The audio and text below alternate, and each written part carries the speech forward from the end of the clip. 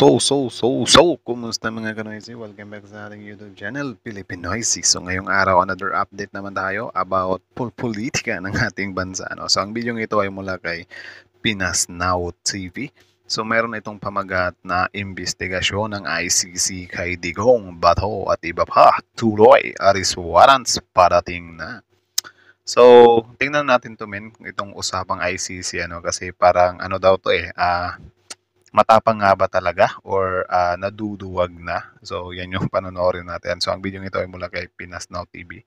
Suportahan natin yan. Tapos, syempre, kung trip nyo ng mga ganitong reaction video, may kasama kayo manood, huwag nyo na rin kalimutang suportahan yung YouTube channel natin, Pilipinoisy. So, mga Kanoisy, hindi na natin ito patatagalin pa. Simulan na natin. Baka agawin pa ng China. Agin ang pamagat ng video ito.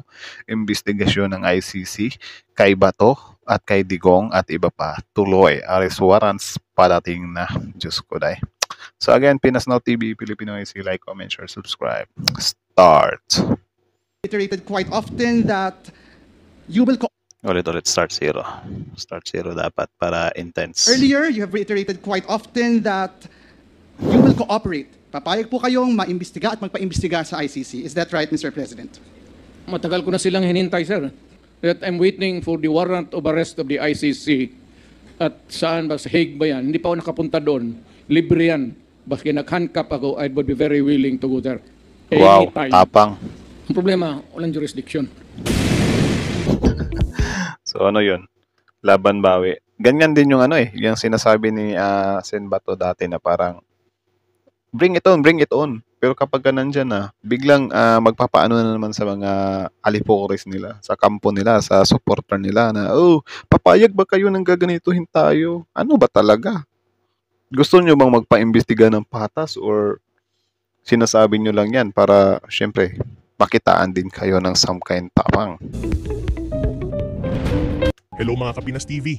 Kunyari matapang na haharapin daw ni Digong ang ICC. Tapos biglang bawi na wala ang tapang. Sinabing wala raw na jurisdiction ang ICC dahil sa pag-withdraw. Ang tanong, mayroon ba o wala at sino-sino ang mga makakasuhan? Panoorin ng maliwanagan. They will only haul to court the most responsible, those who bear the greatest responsibility. And in this case, Attorney Conti, who appeared to be the most responsible? Clearly, the most responsible for crimes against humanity in the Philippines, in the acts of murder and other inhumane acts, would be none other than President Rodrigo Roa Duterte. Grabe, Ganyan kalaki yung, pananagutan niya, Kahit naagrihan pa ng mga taga-suporta niya, tagahanga niya, yung ginawa niya, yung ginawa niya sa dati sa mga dik-as, kahit na anuhin pa nila yon, wala talaga. Si Tatay Digong talaga yung mas pagbubuntunan. Yung mga pulis na gumawa nun, si Tatay Digong talaga yung pinaka, matatamaan dito. That would include some other lower officials, perhaps Senator Bato de la Rosa, who also served as the chief of police during that time. Hala. Are you familiar of the Senate inquiry that was Grabe, sobrang sikat ni Bato conducted? So, good luck na lang kay Bato kapag hindi siya manalo this coming election. A week ago? Yes, was it a week ago? I think so. This is the Senate inquiry also on they call it the Philippine War on Illegal Drugs. I've seen one of your interviews in the television and that you are hopeful that before the 2024 ends, a warrant of arrest will be issued by the International Criminal Court. Inaasahan niyo po ba talaga na lumabas bago matapos ang taon ngayon? Well, yes, Your Honor. But of course, there are processes with the ICC that are out of our control. Bigyan mo muna ako ng jurisdiction before anything else. Before you move, jurisdiction muna. Biglang nataranta siya Parang yung boss niya, oy, bigyan niyo muna ako ng jurisdiction bago niyo i-proceed. Sinabi ko lang kanina yun na hinihintay ko sila. Pero bigyan niyo muna ako ng jurisdiction. Tataranta naman tayo dyan. May jurisdiction ba sila? Okay, Mr. Chair, I would like to ask the lawyers from Yes. the NUPL or probably Attorney Jokno can also explain. Yan, tingnan natin ang sagot. Mayroon nga ba o wala? Kasi ito yung ito yung some kind hinahanapan nila ng butas. Thank you, Mr. Chair. The ICC has jurisdiction. When we signed the Rome Statute, it was stated there, Article 127, that the ICC continues to have jurisdiction even if a country has withdrawn, if the proceedings have been instituted before the effectivity of the withdrawal. So 2017, na-file ang kaso originally, and then 2018, ito namang sa Rise Up mga pamilya, effectively March of 2019, ang withdrawal ng Pilipinas. So it has been, it has jurisdiction under Article 127. But Ulit.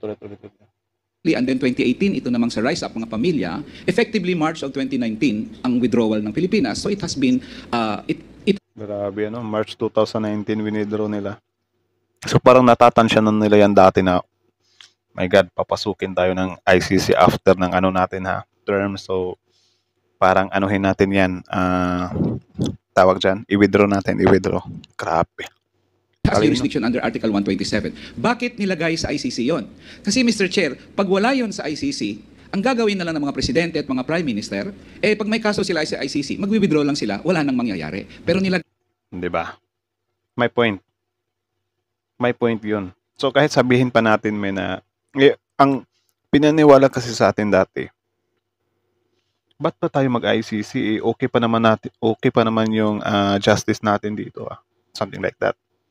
Pero kung iisipin nating mabuti, bakit nga ba biglang withdrawin nyo? Sabi ni Sir, na paano kapag ganyan, may mga kakaharaping or may mga kabulastugan yung mga presidente.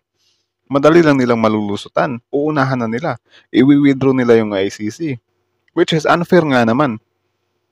Di ba? Parang panlalamang nga naman. ng ICC yun na pag nasimulan na ang investigasyon, bago maging effective ang withdrawal mo, the ICC has jurisdiction.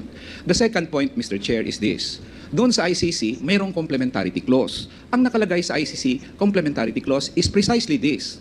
If the person is being investigated or prosecuted sa bansa na kung saan siya, then ICC genuinely investigated or prosecuted, then the ICC will not admit the case. Inadmissible siya. Ngayon, ang tanong, may kaso ba o investigasyon o prosecution ang mga akusado sa ICC? Answer, no. So therefore, hindi magti-trigger ang complementarity. And of course, nabanggit kanina, Mr. Chair, may admission mismo si dating Presidente Duterte na ang mga korte natin dito ay ineffective, inefficient. Talagang magagamit po yan, Mr. Chair, sa ICC because the ICC also has a phrase.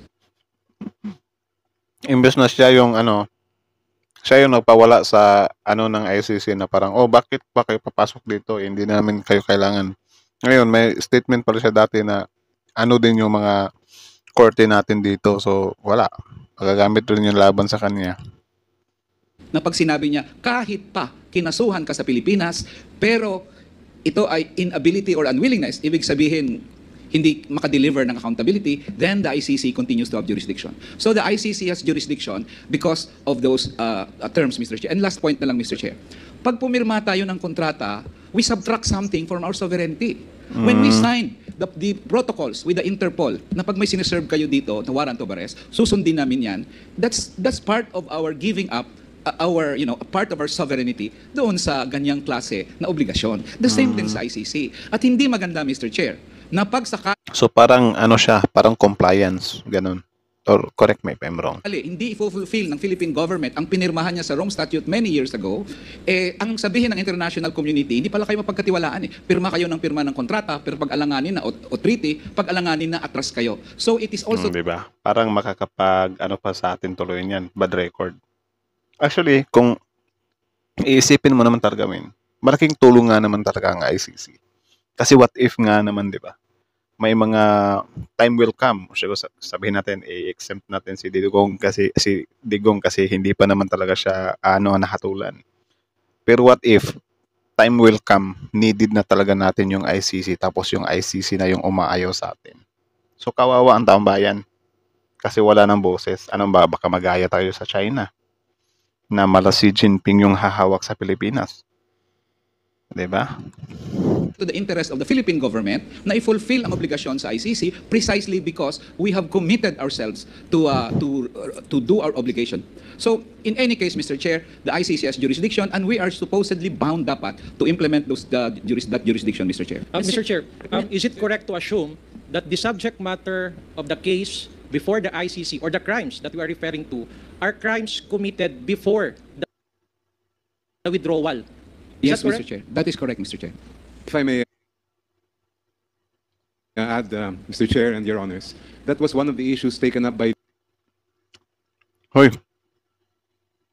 Wala na akong load. the pretrial chambers. Ito Hala. na po yung court ng International Criminal Court when it granted the request of the prosecutor to conduct a formal investigation. In September 15, 2021, sa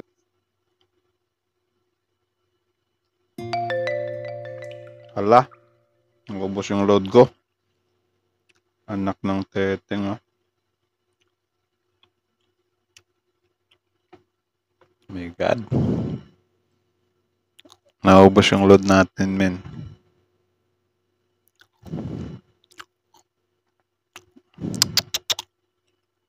So, putulin muna natin, dugtong natin mamaya.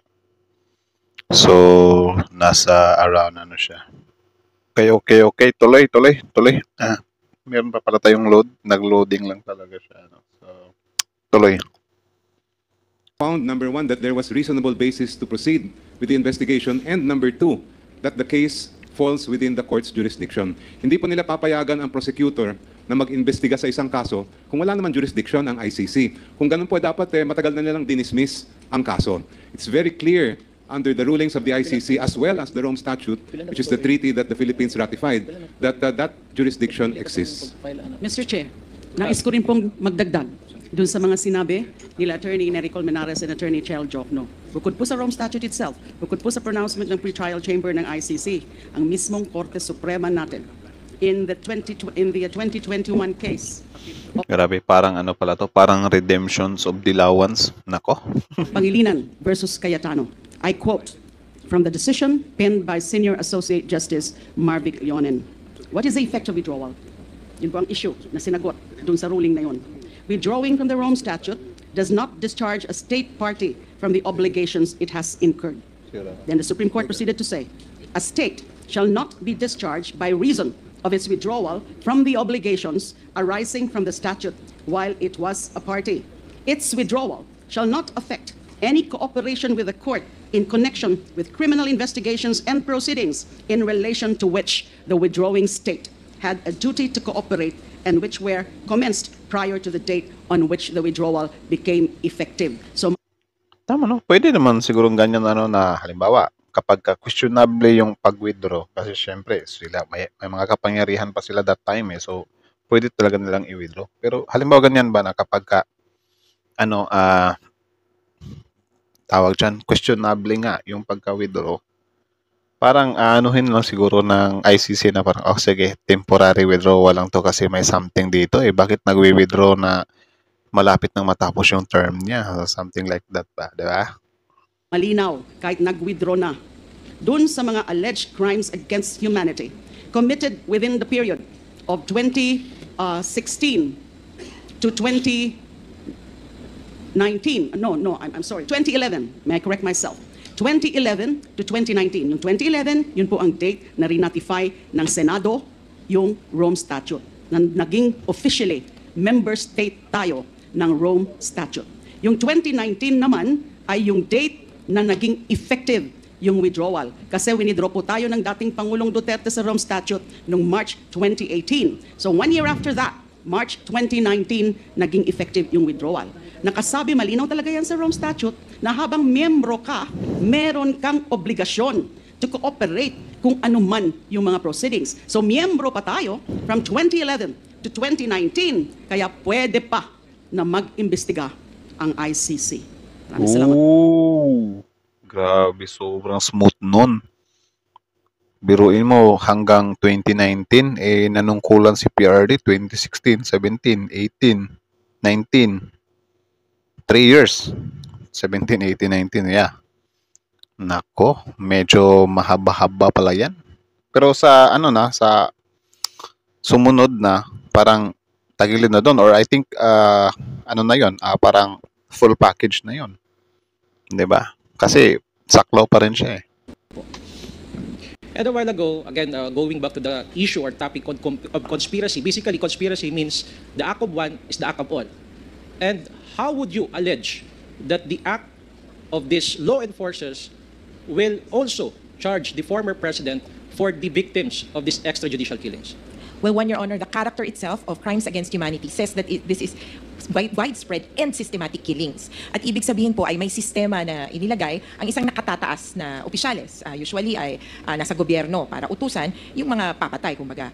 At pangalawa, Ang konsepto po kasi ng conspiracy ay nag-usap-usap kayo, pinagplanuhan, at kung mai-establish ng ICC, and we believe so, kung mai-establish ng ICC na yung mga patayan ay konektado lahat sa war on drugs, konektado nun sa directives ni Duterte, maituturing po itong conspiracy o pinag-usapan. In fact, Your Honor, Yun lang. Medyo ano talaga to, tawag dyan, sasagasaan talaga sila dito, men. Grabe, 3 years. Kasi sabi ni PRRD kanina, ang tanong, may jurisdiction ba? Ngayon, hinanapan ng way ng sino ba yan? Dilawan representatives or ano bang tamang term dyan? Siguro voice of the people, something like that. Na mahanapan talaga, grabe. Nahuli pa nila yun. and we go back to the concept of negation and neutralization, the policy says so. And we can pull up a lot of police reports where the police would say, oh, we neutralized the suspect. And it is clearly, they fatally shot the suspect. Meaning, sinabi mo po na ganito, and this is how it was interpreted on the ground. Yung pong mga police report, klaro ang sinasabi, when you neutralize, you kill that person. So basically, in layman's term po, Attorney Conti, because of the policy on the war on drugs of former President Duterte, and that is being implemented by the law enforcers, ibig sabihin, they can all be charged for the crimes against humanity because of that policy and implemented by these law enforcers. A clarification, Your Honor, in crimes against humanity, and if this is charged before the International Criminal Court, they will only haul to court the most responsible, those who bear the greatest responsibility. And Diyos ko, the most responsible. So, possible yung mga police, hindi sila mahahatulan lahat. Ganon? Kasi kasali si Bato eh. in this case, Attorney Conti, who appeared to be the most responsible. Clearly, the most responsible for crimes against humanity in the Philippines, in the acts of murder and other inhumane acts, would be none other than President Rodrigo Roa Duterte. Aroy. That would include some other lower officials, perhaps Senator Bato de la Rosa, who also Aroy. served as the chief of police during that time. Sakit nun. My God.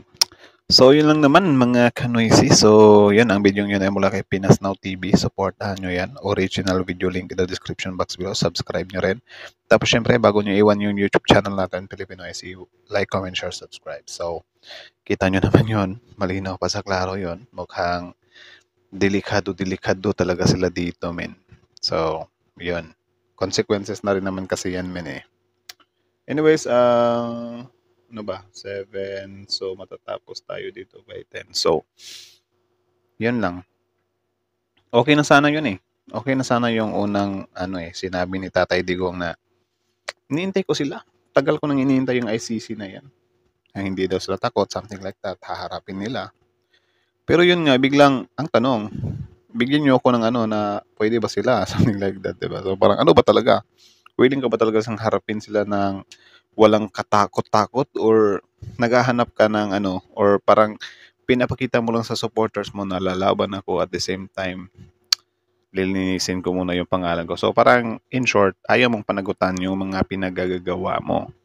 Which is yun nga, aware naman talaga ako dati guys. Nung nakasuporta pa ako dati sa war on drugs na yan, aware talaga ako. Like sinasabi ko talaga sa sarili ko na for sure after nitong pagiging presidente ni PRRD, pagbabayaran niya to. 'Di ba? So parang siya na nga lang yung sinabi ko sa sarili ko doon na at least may willing na i-sacrifice yung self niya sa mga blames, 'di ba? Yun yung iniisip ko dati na yun yung hinahanap ko na Duterte na parang gagawin ko yung yung against the law basta lang maturuan ko ng leksyon tong mga dick-ass na to. Diba? Something like that. So, parang siya yung magiging sacrificial ba? Pero, yun lang, nagulat lang ako. After nung term niya, is parang medyo nag-aaligagana na yung iba, diba? Na parang, anong ICC? Walang ICC dito. Hindi ako magpapahuli ng buhay, mga something like that. So, parang hindi na siya tumutugma sa expectation ko ba na, akala ko ba dati, sobrang tapang nito. Nung election nga, di ba, sinabi nga ni Tatay Digong na, baka may mga sniper dyan. Ito na yung tamang oras para iligpit nyo ko. Kasi kung hindi, ako ang hahabol sa inyo. Something like that. So, nagpakita siya ng katapangan. Yung sa China din, napupunta daw siya, mag-jet ski. Di ba, mga katapangan. Yun yung dahilan kung bakit nag-subscribe talaga, ibinoto ko siya.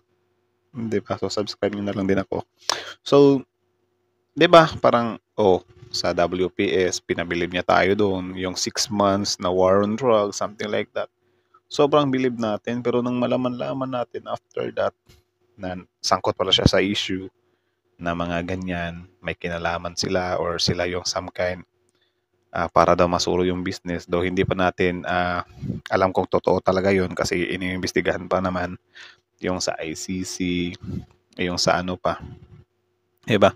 Kung iisipin mo lang grabe. Di na talaga siya pwedeng yung tipong magbubulag-bulagan ka.